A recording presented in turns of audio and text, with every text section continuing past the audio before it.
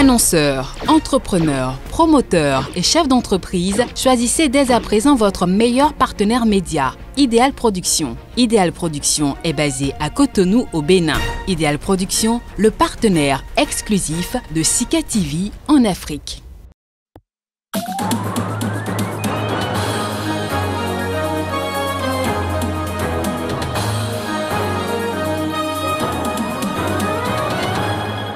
Nuit sanglante en RDC du mardi à mercredi. Plusieurs civils ont trouvé la mort dans une attaque attribuée aux forces démocratiques alliées.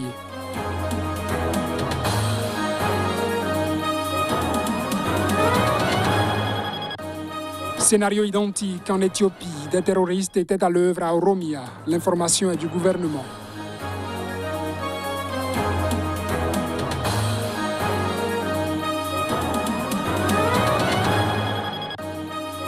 Ils sont 120 prisonniers libérés en Libye, des combattants pro-Khalifa Haftar. Leur libération intervient dans le compte des efforts de pacification du pays.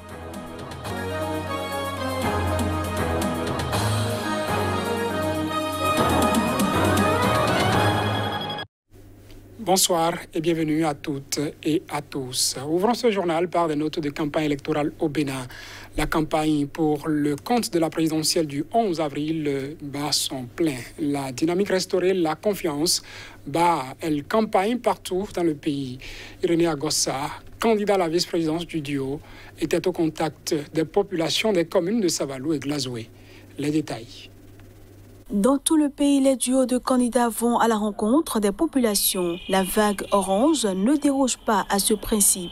Le duo Korwe-Agossa a été accueilli en grande pompe dans le département des Collines et plus précisément à Savalou et Glazoué où les populations ont effectué massivement le déplacement pour apporter leur soutien à la dynamique, restaurer la confiance. Nous, étudiants éclaireurs, avions pris très tôt l'engagement d'une nouvelle histoire de notre pays dès le 11 avril prochain pour garantir la liberté d'expression, l'emploi des jeunes et la restauration de la démocratie. Félicitations au duo Korwe-Agossa dont le credo suscite l'admiration basée sur les valeurs cardinales imprimées sur les affiches des candidats espoirs du peuple béninois. Pour ce qui est du message apporté aux populations, il est clair. Toute réforme qui conduit au chômage, qui conduit au sous-emploi, qui conduit au mépris des enseignants, qui conduit à la destruction de l'équilibre social, qui conduit au fait que vous n'avez plus les moyens de vivre, ces réformes ne sont pas de bonnes réformes. C'est le message politique soutenu par Irénée Agossa devant les populations de Savalou et Glazoué. Le candidat à la vice-présidence prône un vote sanction massif le 11 avril prochain. Est-ce qu'il connaît le job? Il ne connaît pas le job. S'il connaissait le job, il allait finir son devoir en 5 ans. Mais le message ne s'est pas limité qu'à un appel au vote sanction. Sur des questions qui ont trait au quotidien des populations, Irénée Agossa a révélé un pan des ambitions qu'il porte pour les populations. Nous avons décidé de prendre 20% des jeunes dans notre gouvernement. Vous êtes capable de diriger ce pays. Nous allons prendre 20% des jeunes pour qu'ils soient au Parlement. Vous n'allez pas voir les mêmes personnes toujours au Parlement. Amélioration de la capacité énergétique du Bénin, emploi des jeunes et autonomisation des femmes, les chantiers sur lesquels le duo entend mettre l'accent sont nombreux. La promotion des femmes dans les instances de prise de décision sera également de mise pour la dynamique restaurer la confiance qui, visiblement, sait compter sur le soutien des populations. En RDC, 25 civils ont été tués dans la nuit de mardi à mercredi par des membres présumés du groupe armé des forces démocratiques alliées ADF dans la région meurtrie de Béni, dans l'est du pays.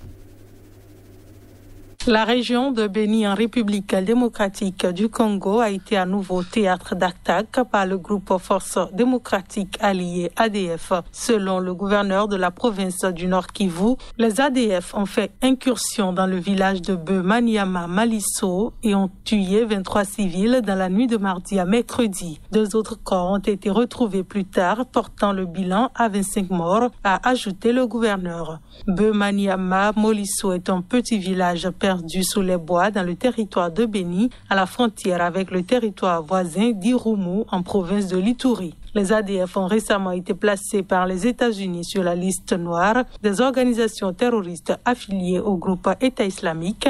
Depuis le début de l'année, les attaques qui leur sont attribuées ont déjà causé la mort de près de 200 personnes, en ont blessé des dizaines d'autres et ont déplacé environ 40 000 personnes dans la région de Béni et d'Irumu, a indiqué récemment un rapport des Nations Unies. Les ADF sont de loin le groupe le plus meurtrier parmi les 122 toujours actifs dans l'est de la RDC, en crise depuis 25 ans. Le président zimbabwéen Emmerson Mnangagwa a accueilli le président du Botswana, Mokgweetsi Masisi, en sa qualité de président de l'organe de coopération en matière de politique, défense et sécurité au sein de la communauté de développement de l'Afrique australe, CDAA. Les 2 hommes ont discuté de la dégradation de la situation sécuritaire dans le nord du Mozambique, où des dizaines de personnes ont récemment été tuées lors d'attaques djihadistes coordonnées dans la ville de Palma. Reportage. Emmerson Mnangagwa, président du Zimbabwe, a reçu Mokgweetsi Masisi du bloc régional pour discuter des troubles au Mozambique. Dans le port mozambicain de Pemba, des familles attendent. Elles sont sans nouvelles de leurs proches qui ont vécu la semaine dernière une sanglante attaque de commandos djihadistes à 200 km au nord dans la petite ville de Palma. L'attaque était la plus proche à ce jour d'un projet gazier de plusieurs milliards de dollars construit par la société française Total et d'autres sociétés énergétiques. Les autorités ont installé des barbelés pour contrôler la plage. Elles redoutent que des djihadistes se cachent parmi les rescapés qui débarquent. Du coup, les familles restent derrière, assises contre des murs de maisons décrépites. En attendant, les déplacements de milliers de rescapés qui ont tout quitté dans la précipitation s'accélèrent nettement, dit l'Organisation internationale des migrations. À pied, en bus, en bateau ou en avion. En une semaine, près de 5400 sont arrivés dans les districts environnants. 2 navires transportant plus de 1100 déplacés sont attendus à Pemba, la capitale de la province pauvre et majoritairement musulmane de Cabo Delgado. Mais ces passagers n'ont pas encore pu débarquer, précise l'OIM. Des groupes se dirigeant vers la Tanzanie voisine ont rebroussé chemin, découragés par la traversée périlleuse du fleuve Ruvuma, qui marque la frontière, selon le HCR. La province, qui subit les violences des groupes armés depuis octobre 2017, comptait déjà 670 000 personnes déplacées avant l'attaque de Palma. Le conflit a fait plus de 2600 morts, selon l'organisation ACLED. Un groupe rebelle actif dans la région éthiopienne de l'Oromia a mené une attaque terroriste contre des civils cette semaine, a affirmé le gouvernement local. Aucun bilan n'est pour le moment disponible.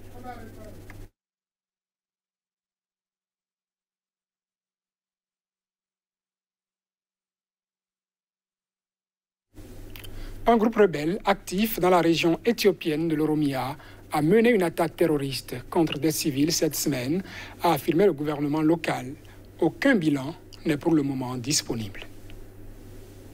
Le gouvernement régional de l'Éthiopie a indiqué qu'une attaque a eu lieu dans l'ouest d'une zone connue sous le nom de Wolega, où des soldats éthiopiens combattent un groupe armé appelé Armée de libération de l'Oromia, OLA. Bien que l'OLA ait été affaiblie par les mesures prises par le gouvernement pour garantir l'état de droit, elle continue de mener par désespoir des attaques contre des civils, affirme le communiqué qui ne donne pas de détails sur les victimes ni sur la manière dont l'attaque a été menée. Un habitant du district de Babo Gembel, où l'attaque s'est déroulée, a raconté à l'AFP que des hommes armés étaient arrivés après 21 heures locales mardi, avaient forcé les gens à se rassembler dehors et les avaient abattus. Des survivants d'attaques similaires menées récemment en Oromia, région dominée par le groupe ethnique le plus nombreux d'Éthiopie, les Oromo, ont accusé les combattants de l'Ola de cibler les Amara, deuxième ethnie du pays en termes de population.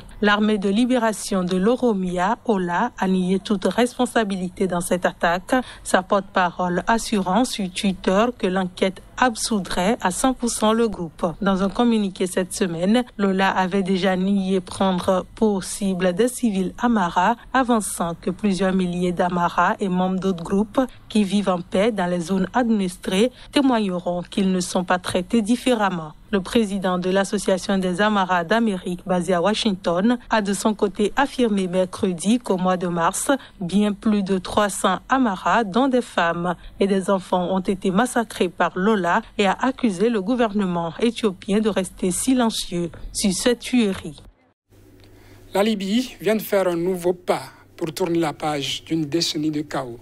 120 prisonniers qui avaient combattu dans le camp de Khalifa Haftar et participé à son offensive contre Tripoli ont été relâchés ce mercredi sur fond de réconciliation nationale. C'est à l'issue d'une réunion organisée par les autorités de Zawiya, ville située à 45 km à l'ouest de Tripoli, que les détenus ont été libérés. Les combattants de cette ville avaient participé à la défense de la capitale dès avril 2019. Membres de la brigade 107 loyale au maréchal Khalifa Haftar, ils avaient été capturés près de Zawiya par des combattants de cette ville au début de l'offensive avortée visant à s'emparer de Tripoli. Les combats entre les forces loyales de l'ancien gouvernement d'union nationale, reconnu par l'ONU et basé à Tripoli, et celles du puissant militaire septuagénaire ont pris fin à l'été 2020. Un cessez-le-feu est observé depuis octobre et un nouveau gouvernement unifié vient d'être mis sur pied à l'issue d'un processus chapeauté par l'ONU pour gérer la transition jusqu'à les élections nationales en décembre. La cérémonie de ce mercredi, signe de cette embellie politique, a été ponctuée par de longs discours centrés sur le thème de l'unité et de la réconciliation. Toujours en Libye, un groupe de 138 migrants qui tentaient de rejoindre l'Europe par la mer sont interceptés par les gardes-côtes au large de la Libye. Les migrants ont ensuite été ramenés à la base navale de la capitale Tripoli. 138 migrants qui tentaient de rejoindre l'Europe par la mer ont été interceptés à bord d'un bateau gonflable par les gardes-côtes libyens à 90 km de la capitale. Selon la marine libyenne, plus de la moitié sont originaires du Soudan. Les autres sont issus de plusieurs pays d'Afrique subsaharienne. 9 femmes et 3 enfants font partie du groupe. Lundi, l'Organisation internationale pour les migrations OIM avait annoncé l'interception en 48 heures de quelques 1000 migrants qui tentaient la même traversée. La Libye est une route majeure pour des milliers de migrants, principalement des subsahariens, qui tentent de gagner l'Europe par la mer.